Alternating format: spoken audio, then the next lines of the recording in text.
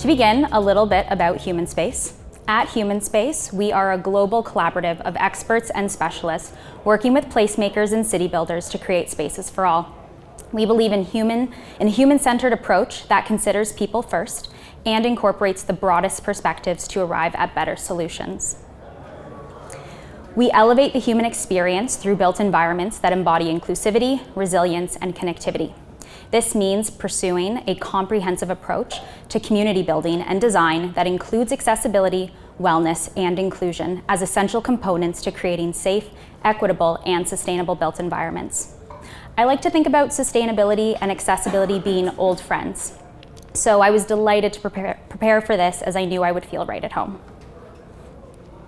At Human Space, our technical expertise, innovative thinking, and sound guidance go above and beyond traditional expectations. We work with our partners, clients, to achieve project goals in a way that considers everyone and benefits us all. We collaborate with government agencies and policymakers, architecture, engineering and construction firms, post-secondary and healthcare institutions, community organizations, private corporations, and many others. Our approach to problem solving includes the human experience in all aspects of our work. Human Space is the inclusive design practice of BDP, a global architecture and design urbanism consultancy. We're headquartered in Toronto and reside within BDP Quadrangle or Quadrangle Architects Limited. However, we continue to build new teams at other BDP locations, such as in London, Delhi, and Singapore. All right, let's jump in. This is not a presentation about accessibility codes, standards, and regulations. We'll save that for another time. This is a presentation about inclusion in the built environment. The goal is to highlight some additional tools to consider during the design process.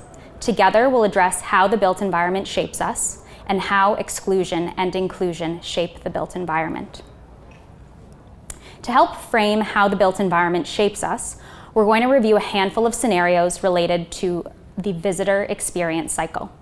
The intent is not to place me or you at the center of these interactions. We can't presume that our professional expertise supersedes the life expertise of people outside of ourselves.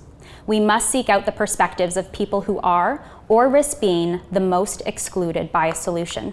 The people who carry the greatest burden of exclusion also have the greatest insight into how to shift toward inclusion. If we design for only ourselves, we are likely to stay in our comfort zones. And while we may have our own diverse experiences, you know what doesn't discriminate? Disability. It affects everybody. Disability is not a personal health condition. Disability is a mismatched human interaction. It results from the interaction between individuals with health conditions and with personal or environmental factors. Health conditions may include mental health, learning, memory, developmental, hearing, mobility, pain, flexibility, dexterity, seeing, body size, or even the natural effects of aging. Personal or environmental factors may include attitudinal, physical, policy, communication, or social barriers. Again, disability results from the interaction between individuals with a health condition and with personal or environmental factors. And when we recognize this, we can better understand how the built environment shapes us. To be clear, disability is not a bad word, it's a part of being human. Let's consider the new data on disability in Canada in 2022. 27% of Canadians aged 15 years and older, or 8 million people, had at least one disability. This represents an increase of 4.7 percentage points from 2017. Between 2017 and 2022, the disability rate rose in all provinces and most of the territories. Mental health-related, pain-related, and seeing disabilities had the largest increases, contributing the most to the rise in the Canadian disability rate. The disability rate increases with age, and women are more likely to have a more severe disability than men. Persons with disabilities are more likely to be employed than in the past, and nearly half of Canadians with disabilities faced financial challenges due to the pandemic. In 2022, 6 in 10 persons with disabilities experienced barriers related to accessing indoor and outdoor public spaces, including entrances and exits, floor plans inside buildings, lighting or sound levels, Public washrooms, wait lines, self-service technology, announcements or alarms, signs or directions, pedestrian signals at intersections or crosswalks, sidewalks when covered in ice or snow, and just sidewalks in general. Recognizing the changes between 2017 to 2022, we need to acknowledge that this data continues to evolve. While we can't expect new data until approximately 2027, we need to consider how this data will continue to change into the future and understand how we'll respond to it. Now, I know we just reviewed a diversity of data on disability, but I have a feeling that we need to dig a little bit deeper. We shape our built environments, and thereafter our built environments shape us. If we shape our built environments through cycles of exclusion, people are likely to feel left out, social rejection, physical pain, or even depression. A solution becomes a barrier when it's designed for only people with certain abilities. Let's wade into direct, indirect, and subtle discrimination or exclusion using the iceberg analogy. Picture an iceberg. The exposed tip of the iceberg represents direct exclusion, which is visible and unmistakable. Direct exclusion can usually be addressed through legal processes, that is, through codes, regulations, and standards. Indirect or subtle exclusion is harder to see. These are what I like to call isms, phobias, or biases. They wait under the surface. They're more common than direct exclusion, but less detectable. These are much harder to address through legal processes because they're subjective. The sea the iceberg floats in are the isms, phobias, and biases, and they can be enabled by the design process. Direct, indirect, and subtle exclusion in the built environment can cause trauma for people. Yet indirect or subtle exclusion has the potential to cause more harm, as people can feel powerless, a lack of belonging, or even dignity. Often people who experience indirect or subtle exclusion are caught in a double bind. If they do nothing, they experience a loss of self-integrity. But raising the issue can result in unintended consequences, such as further segregation or stigmatization. What are the ways exclusion show up in our decision-making during the design process? Discrimination in the built environment can look like a lack of curb cuts, stramps, hangout steps, no areas of refuge, lack of scent-free policies, lack of maintenance of accessible elements, men and women only designated washroom facilities, segregated entrances, racist landmarks, hostile or defensive features such as spikes, perches, continuous armrests at benches, skateboard guards, continuous noise, bright blue lights, no breastfeeding spaces, no quiet rooms, offensive pictograms, or even exclusionary visualizations in our renderings. Shifting gears, if we shape our built environment through cycles of inclusion, people are likely to feel a sense of belonging. Using accessibility as a starting point, accessibility can be defined as the qualities that make an experience open to all, like a ramp at an accessible entrance. Disability inclusion, especially when we consider a cross-disability approach, including mental health, learning, memory, developmental, hearing, mobility, pain, flexibility, dexterity, seeing, body size, and again, the natural effects of aging, if we're lucky enough, are key to accessibility. However, by recognizing our human rights, protected grounds such as age, ancestry, citizenship, ethnic origin, place of origin, creed, disability, family status, marital status, gender identity and expression, sex and sexual orientation, and the list goes on.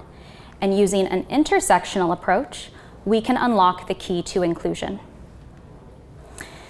If a cross-disability approach is the key to accessibility and an intersectional approach is the key to inclusion, what's the key to inclusion in the built environment? We're going to use the visitor experience cycle and the persona spectrum to get us there. The visitor experience cycle aims to include the actions or human activities that are most important to an environment, maybe a passive building. These may include wishing, planning, traveling, arrival, visiting, departing, remembering, and wish. I've looped back around, but you get it, the cycle continues. The persona spectrum, on the other hand, is a tool to understand related mismatches and motivations across a spectrum of permanent, temporary, and situational scenarios. It's an inclusive design method that solves for one and then extends to many. It's more than just a continuum of ability. It's about understanding why people across that spectrum want to access that solution.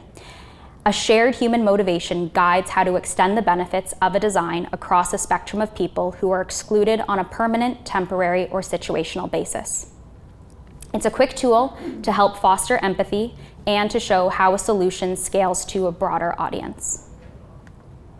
Now, the following few slides breaks out that visitor experience cycle along the bottom and then gives us some examples of those permanent, temporary, and situational scenarios stacked on top. So if the persona in this first example is mental health, learning, memory, or developmental, picture a non-official language speaker, a feeding mother, or a tourist engaging in wishing. It's possible that simple and intuitive use may be at risk of being a mismatch. If the persona is mobility, envision a person using a mobility device, a person using crutches, parents pushing a stroller, engaging in planning. Size and space for approach and use may be at risk of being a mismatch. Now, if the persona were to be pain, flexibility, or dexterity, think about a person with one leg, a person with diabetes, a parent carrying a baby engaging in traveling. It's possible that low physical effort may be at risk of being a mismatch. If the persona is seeing, picture a person with low to no vision, someone with cataracts, or someone who's just simply distracted, engaging in arrival. Tolerance for error may be at risk of being a mismatch. If the persona is hearing, envision a person who's deaf or hard of hearing, someone with an ear infection, and a person wearing headphones engaging in visiting. Maybe perceptible information is at risk of being a mismatch here. Now the persona is back to pain, flexibility, and dexterity. Think about a person of short stature, someone maybe traveling without a support person with them, or a child, and they're all engaging in the activity of departing. Low physical effort may be at risk of being a mismatch. And finally, if the persona were to be mental health, learning, memory, or developmental, picture a person with hypersensitivity, an aging adult, or a person who's running late or maybe is just a little bit tired, engaging in remembering. Equitable use may be at risk of being a mismatch. For each stop along the visitor experience cycle, we identified mismatches and motivations across a spectrum of permanent, temporary, and situational scenarios. Whether the visitor experience cycle or the persona spectrum, when we understand related mismatches and motivations across a spectrum of permanent, temporary, and situational scenarios, we can use a variety of approaches to ensure inclusion in the built environment. While participation doesn't require a particular design can prohibit participation. Let's look at a few concepts. Inclusive design is a methodology that enables and draws on the full range of human diversity. Most importantly, this means including and learning from people with a range of perspectives. A helpful rule of thumb to remember for inclusive design is one size fits one. Accessibility, on the other hand, is defined as the qualities that make an experience open to all. Ideally, accessibility and inclusive design work together to make experiences that are not only compliant with standards, but truly usable and open to all. Most accessibility criteria has grown out of policies and laws that were designed to ensure barrier-free access for specific disability communities. This might be persons using mobility devices, people with low to no vision, people who are deaf or hard of hearing. Inclusive design should always start with a solid understanding of accessibility fundamentals. Accessibility criteria are the foundation of integrity for any inclusive design solution. Another concept that is closely related to inclusive design is universal design. Universal design is the design of an environment so that it might be accessed and used in the widest possible range of situations without the need for adaptation. The principles for universal design include equitable use, flexibility in use, simple and intuitive use, perceptible information, tolerance for error, low physical effort, and size and space for approach and use. A helpful rule of thumb to remember for universal design is one size fits all.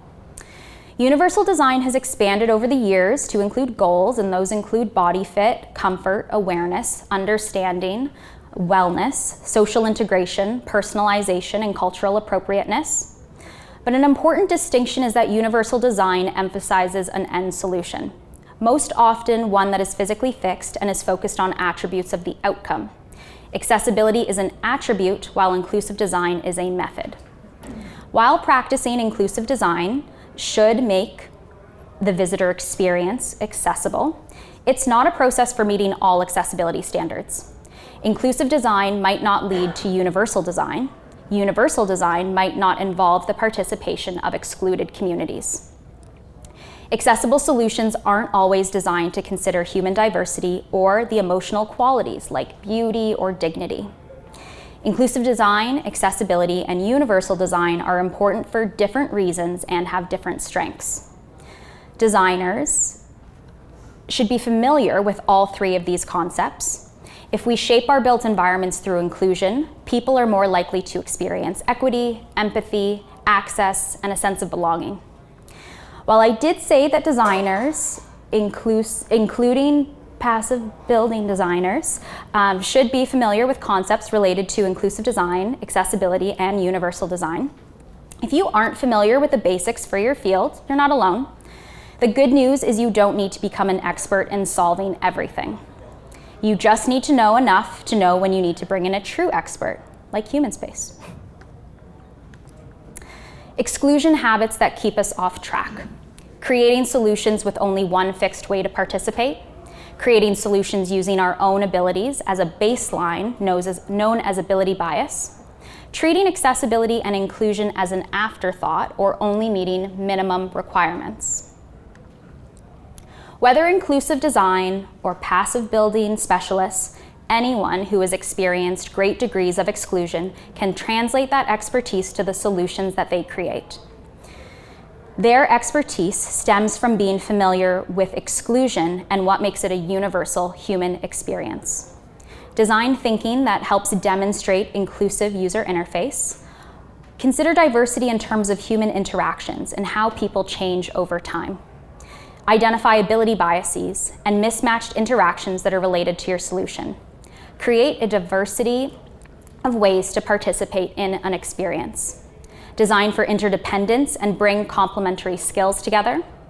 Build a basic literacy and accessibility and grow a depth of expertise in the specific accessibility criteria that are relevant to your solutions.